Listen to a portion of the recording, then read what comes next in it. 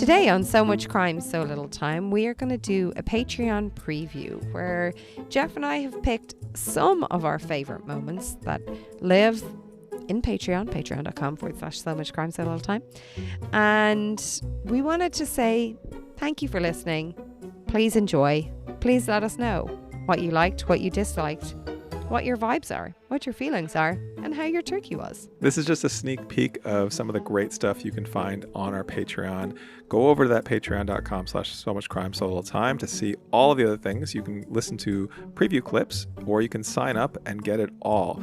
One thing to note, if you want to understand what some of these things are from, check out the show notes of this episode and you'll find a list of where all these clips were originally from. I said from a lot. The episodes that all of these clips come from, originate Without saying from. Are located. From whence they came. Goodbye. One shooting, one man put behind prison, but with 13 alibis saying he was not even in the same state as the murder. I'm not good at this. It's like improv. Yes, and. Yes, and. That's improv. Something about Dan Slepian. Will our intrepid Dateline NBC reporter finally uncover the truth and get the man out of prison? Let's find out on the full recap of 13 Alibis on this episode of So Much Crime, So Little Time. Intrepid. You had to bring in like a smart word. You couldn't just use like a normal person word. Before we get to the show, just a reminder to subscribe.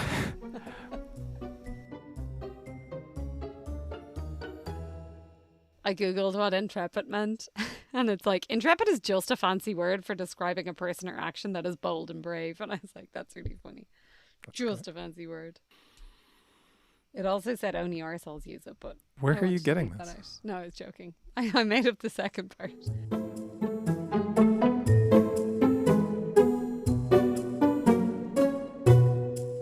Can we go down a bit of a methanol rabbit hole for a second? God, yeah. Where's my pillow? I wanted to share. Delighted with So I read about. So I've heard.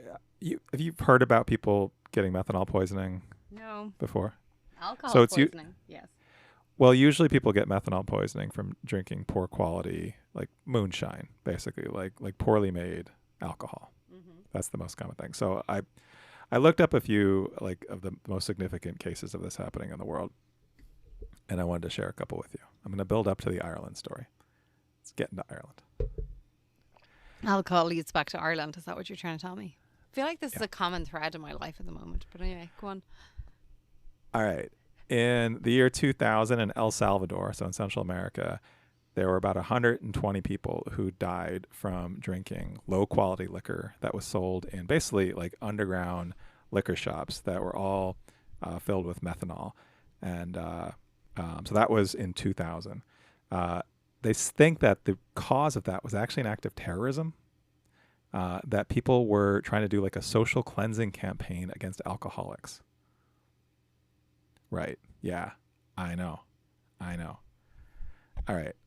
That's the first one. The second one in Iran, during the COVID pandemic, 300 people, or about 300 people died, and 1,000 people got sick from drinking methanol because they thought it would kill the COVID virus. 300 people died from that. Jeepers. All right. In the U.S., and then we'll get to Ireland. In 2016, some people came up with this. This is a very U.S. thing. Came up with mixing methanol and Mountain Dew. They call it Dew Shine. And at least two Feels like high that school, has a song.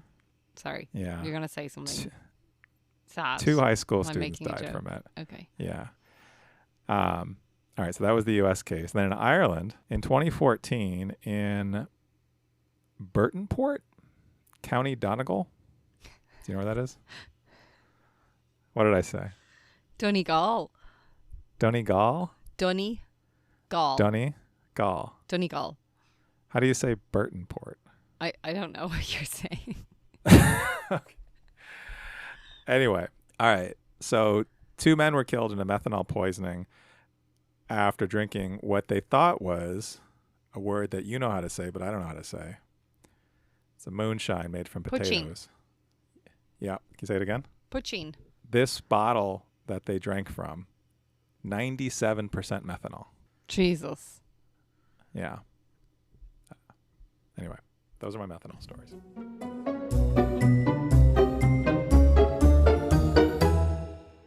So I don't have a huge amount to say about the host. I feel like in these very short podcasts, the intro episodes, it's really hard to get a handle on how I feel about the host, because obviously they're trying to situate like the story. They're really trying to put the story front and center. But I will say the intro was very unique. There was no dramatic this happened in the end or whatever. It was basically Kim Barker describing growing up in Laramie and how it was the worst place in the world. And she had lived in war-torn countries. Yeah, Kabul, Islamabad. Like she's been a reporter and writer, and yeah, she's been to wars in Afghanistan and yeah, some rough places. But she says Laramie was worse, rougher, meaner than any of those places. It kind of, for me, definitely created a very uncomfortable start to the podcast. Like, I felt like if she's going in saying that that's how she feels about the place that she used to, that she grew up, this eeriness already in creation. I feel like we've heard different stories about, even when we heard about Noble, when we were listening to insert name of podcast. Noble. Oh.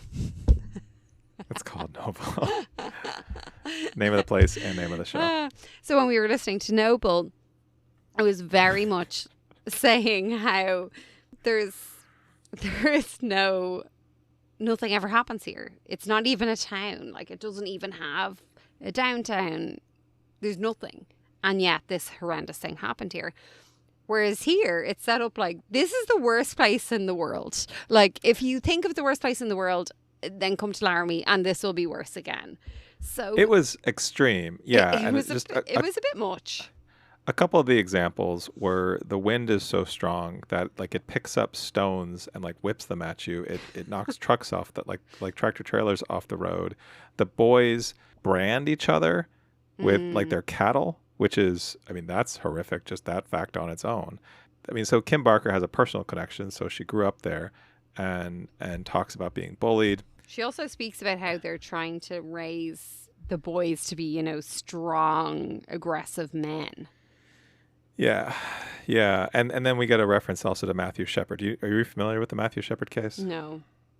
This happened in 1998. So Matthew Shepard was a student at the University of Wyoming, and he was basically beaten, tortured, and he was left to die outside of Laramie. He was tied up to a fence post. This is a very famous case in the late 90s because he was gay. Because he was gay. Yeah. So there was the image of the fence, of the like prairie fence, which is a particular type of like wooden fence, was used as a symbol of this crime. And it was, I remember this very distinctly. And this was, and it's noted in this episode, but this is basically for most people their association with Laramie. This is Laramie's most famous thing that's happened there, I would say, ever, maybe. And as an example, like I've driven through Laramie. Laramie is on the interstate if you're driving across Wyoming. You didn't run through it in a marathon. You just drove through it. Well, I did run a marathon in Wyoming in Casper, which is actually where Matthew Shepard is from. And to be fair, I mean, I think a lot of Wyoming is like this. Like it's a rugged, rural, isolated place, small towns. I would say, so I've spent not a ton of time in Wyoming. I've really just passed through Laramie, maybe not done more than stop for like lunch or just like to gas up the car there. But there's definitely a vibe there. This is a Western town. This is a rural town. This is not necessarily the most like welcoming and inviting place. That being said, I certainly did not have any of these experiences that Kim Barker is talking about because I was really just a person passing through, and I can't. Well, I mean, you're a speak white to that. man passing through, I'm sure. Yeah, that's fair.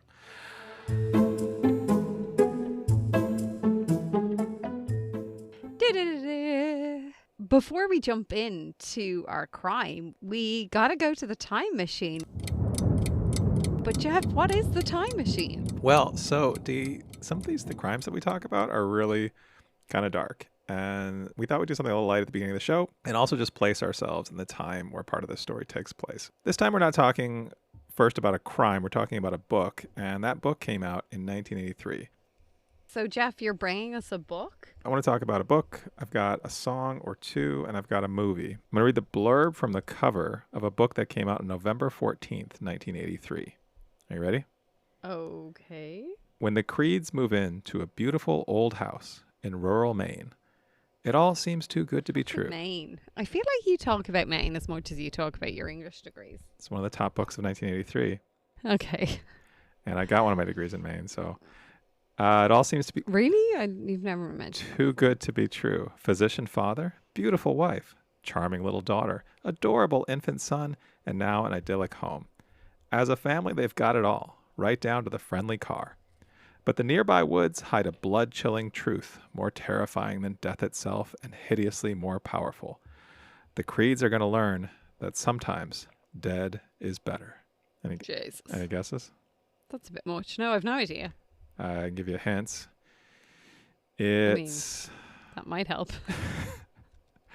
I'm going to give you an obvious hint and see if you can guess the title. It's Stephen King. Okay. Have you read any Stephen King?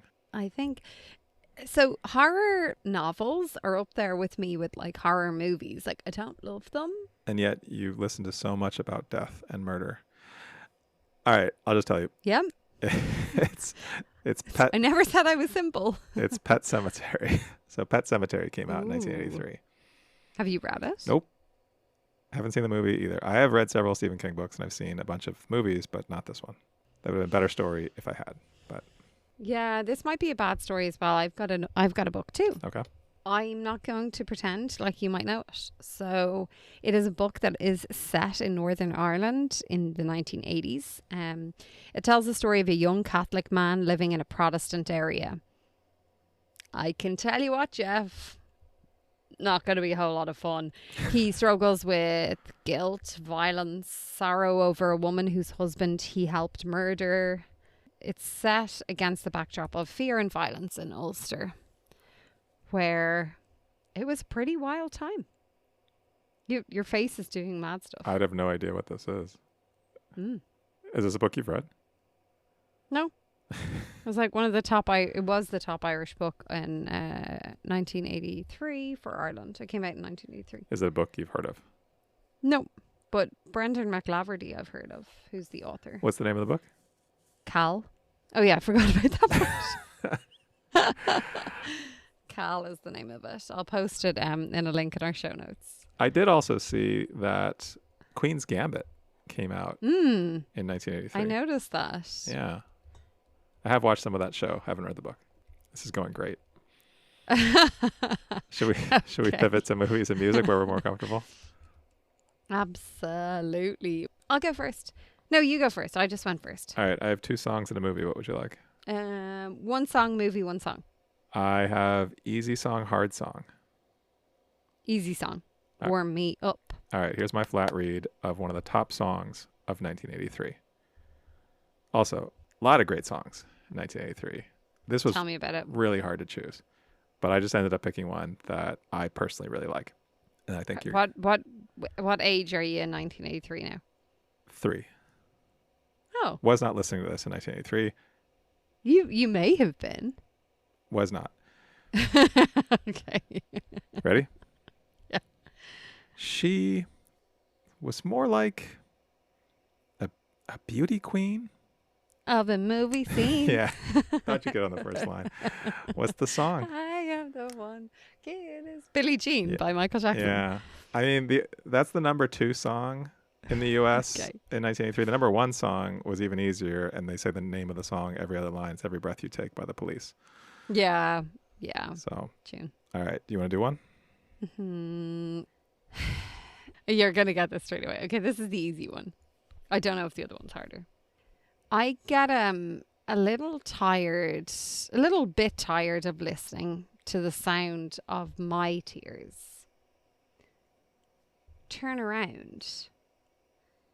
Every now and then, I get a little bit nervous that the best of all the years have gone by.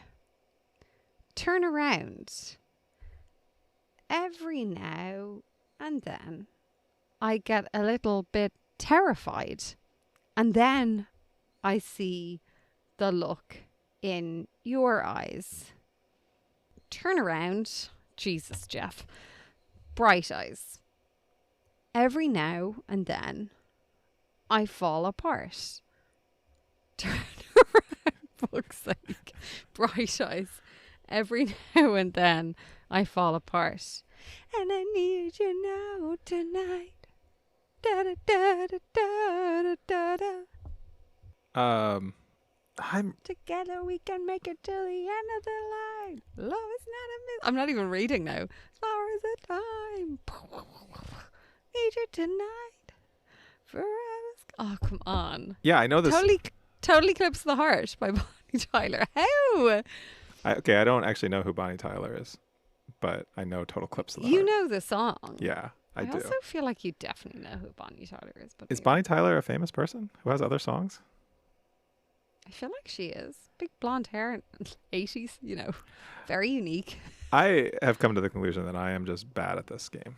I appreciate how bad you are at this game and how much you read like one line and I'm like, I got it. Okay. Can I give you a harder one? Yeah. I think it's harder. Maybe it's as easy. It was hard. This would have been hard for me. So I'm giving it to you.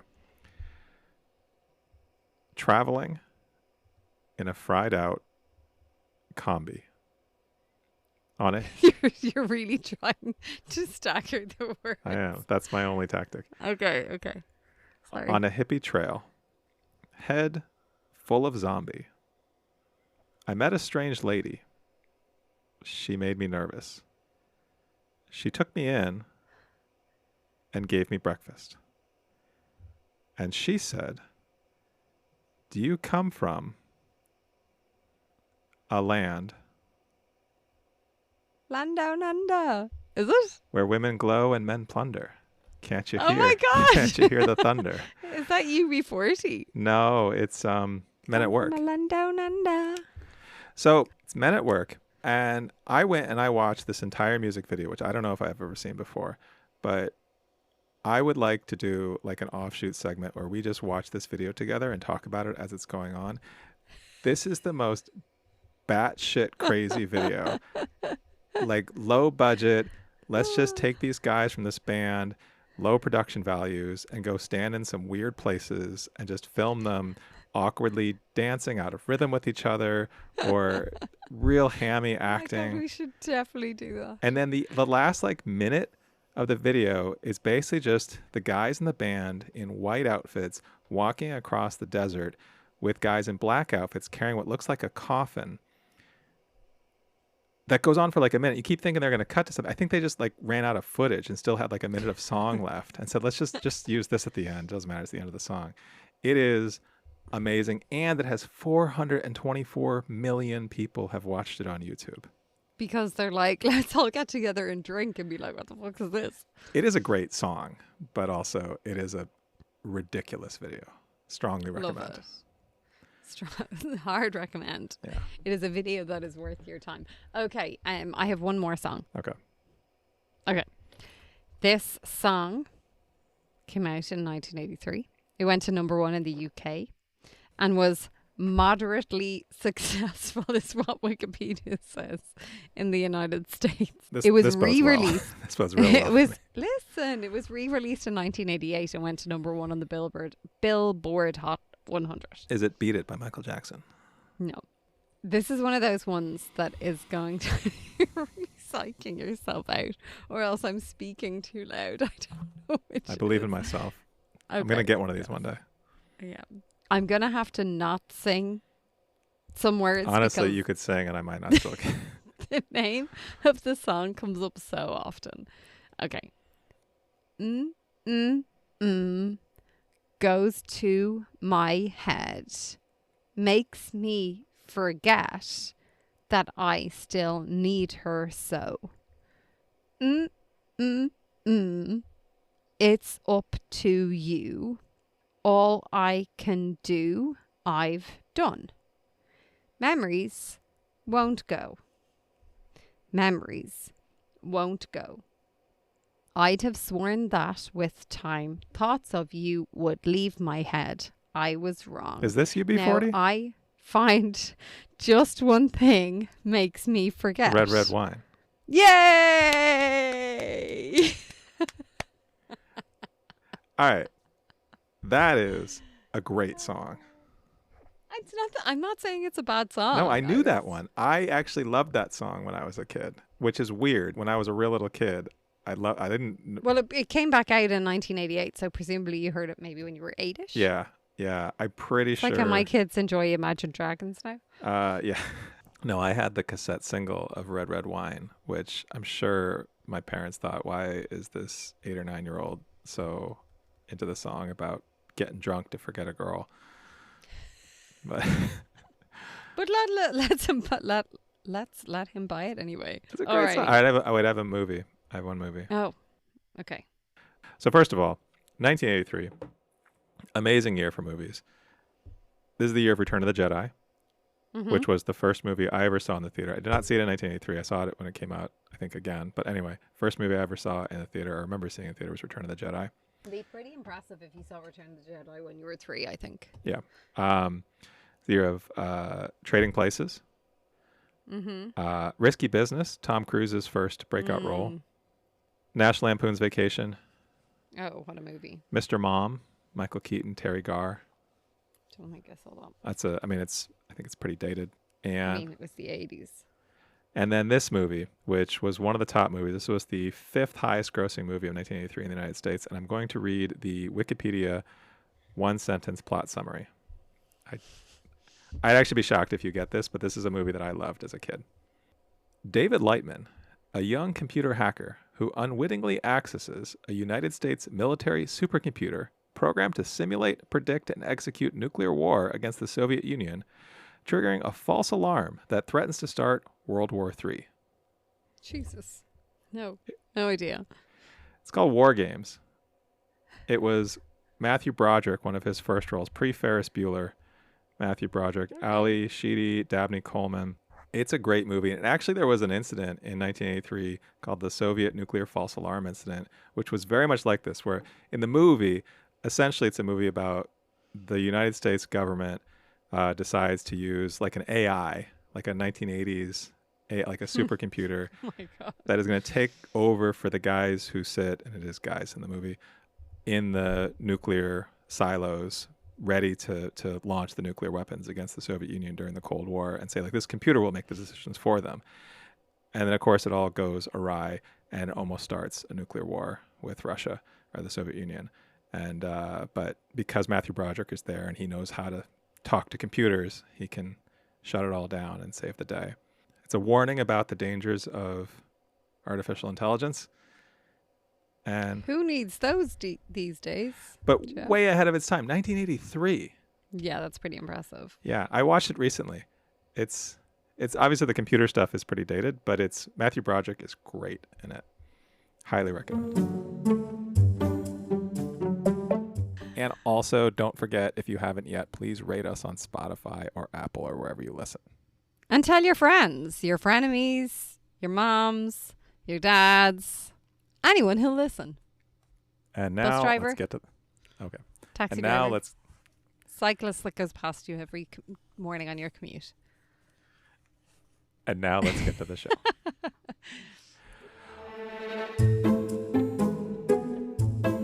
No, I like the idea of the natural burial with no embalming. The other thing about this that I definitely thought a lot about as a kid, there was a period in the United States, I don't know if this was a global phenomenon, but there was a period in the United States where there was a concern that people were being buried alive. And they would put bells with strings down into the graves. Terrifying. And when I read about that, because I have a little bit of claustrophobia, that made me think, like, I'd rather they just burn me or something. So I don't want to take any chance of that happening, because that seems like the most awful thing in the world. What would you do if you were walking through a cemetery and you just heard a bell ringing? Yeah, that's what a horrifying thing. I mean, you got to get that person out of there. You got to help that person. So, and to be clear, in all of known history, for all the times that they did that, there was never a bell that rang. But nobody was sitting up there waiting to hear the bell, though. Maybe they only woke at night. Maybe their body clock was off because they couldn't see the sun. See, these are things that I've thought about. I've thought about these things. Here, you have down on this list, shoot your ashes into space. I'm like, is that an option? I mean, that's a pretty cool option. If that's the way I get into space after death, I'll take it. Off to Mars with me. All right, that is our true crime question of the week. Thanks for listening.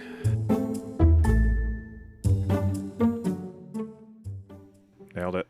See, I fucking told you I would. You just needed me to pay attention to you. So needy. I've never ever once denied how needy I am, to be fair. Again, those are just a handful of clips from our Patreon. Go over to patreon.com/SoMuchCrime, so little time, to check them all out. And there you can sign up, you can become a free member, or you can give us a little bit of money each month and support the show, plus get a whole bunch of fun free stuff. You can see it all at patreon.com/SoMuchCrime, so little time. Have a great Thanksgiving.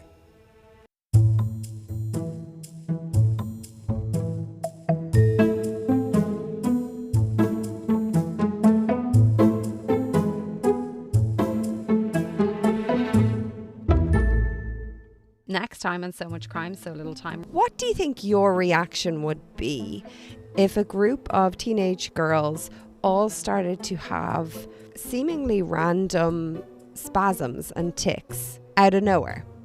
What would my reaction be? What would your reaction be? As a medical doctor? No, as a former teacher.